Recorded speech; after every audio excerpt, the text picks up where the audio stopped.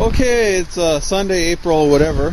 I figured a new way out to make these rims work yet. So we're going to take these axles here and grind some more flat spots. Maybe go that far. This will allow the rim to travel in farther on the shaft and come in alignment with the front tire. Instead of hogging out the, which I probably don't have a drill bit for it anyway, the rim. I think that'd just be a simpler way to go, and clean these shafts up really good and lubricate them so the tire will actually slide on the axle better, and it'll slide on the axle better, and it'll self-align itself if it can move.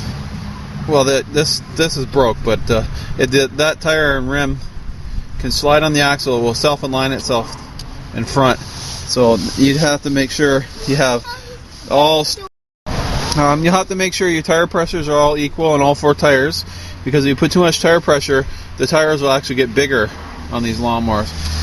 Then obviously have to measure from rear bolt hole to back to make sure you got proper equal alignment adjustment.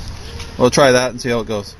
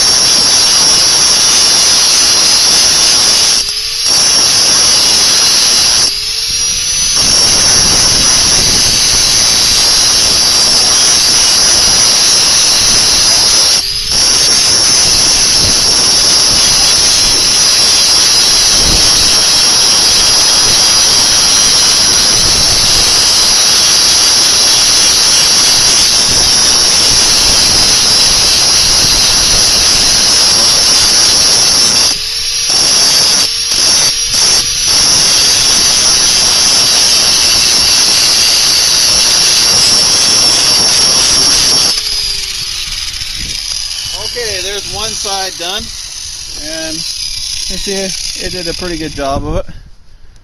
A little bit hot. So I'll do the same the other side, and I'm going to climb back, clean off the rust again, and put some grease. Make sure the rim slides easily in and out, so I'll have to clean out the other hole there. And it should be, after I get done, it should self-align itself to the front tire as it moves. It should be able to move back and forth a bit, I hope. Okay, hang in there, guys. Okay, with that all ground down, you can see that the shaft is quite a bit farther than flush, so it should slide back.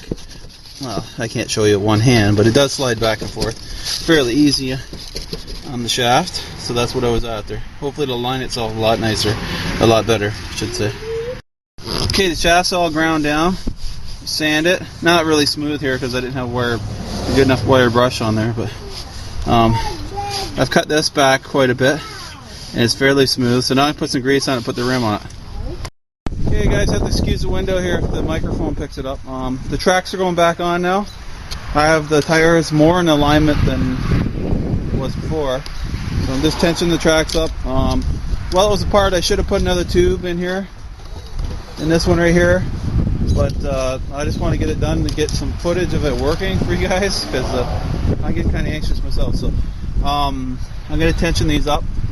I'm going to use a tape measure on each side, and it should, if you drilled your holes equal distance away from the back, which I didn't, I'm going to have to go from the center of that bolt to the back here, measure both sides, get the correct tension on both sides to keep the tracks on.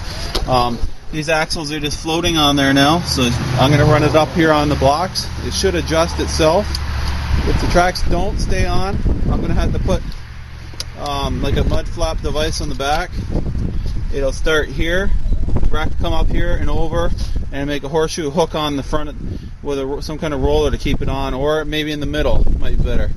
It will stay on though. And we got drive belt issues after that, but should be good enough for a test drive. Okay, catch you later. Okay, just to show you how much this is like Monday, April 12th or something right now. Monday, Manic Monday, yeah. So I'm going to show you how much these tires will bulge out with air pressure. Now I have it all tensioned up from the other side, but this side was flat, so I didn't get it too much. I put too much now. I didn't get too much farther than that yesterday. You can see that tire getting bigger, and as it gets bigger, my track is tightening up. Now I should have put a tube in it while I had it apart. My mistake. I'm going to have to go back now and do that. Take it back apart. There. So now it's equal at the other side. Hopefully it'll stay on there. When I get her going, if it starts, I'll show you. We're going to run it up and adjust the alignment.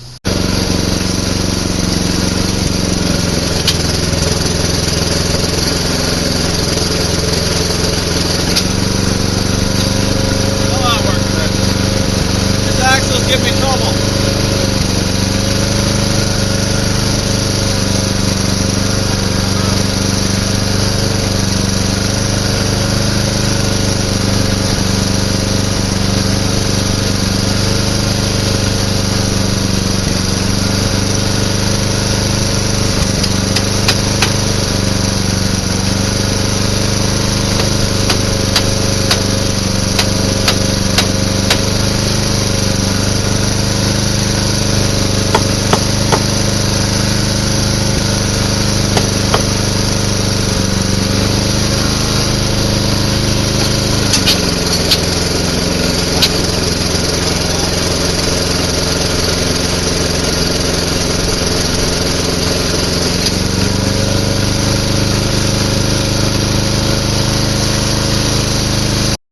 Okay, so the axle that I broke on this side is causing trouble.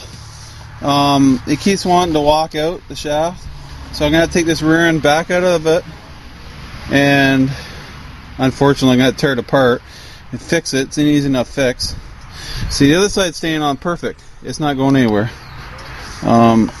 This side here keeps wanting to walk out on me, so I'm going to have to rip that apart.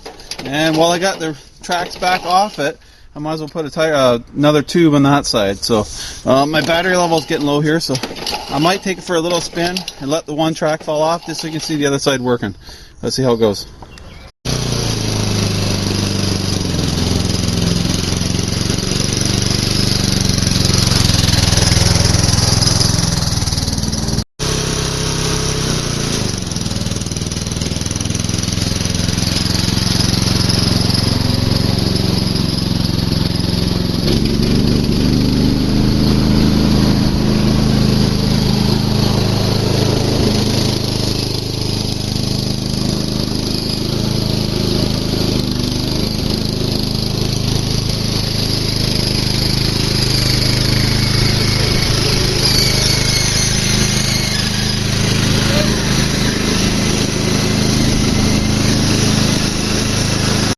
Okay, so this rear end is causing me some heartache, so I'm just going to go ahead and take this back off. Going to take it apart. It's not hard to do, and I'm going to fix the axle, maybe get rid of all the shit in there, I don't know, just put the clip back on it, and I'm going to take this tire back off since I had the tracks off it now.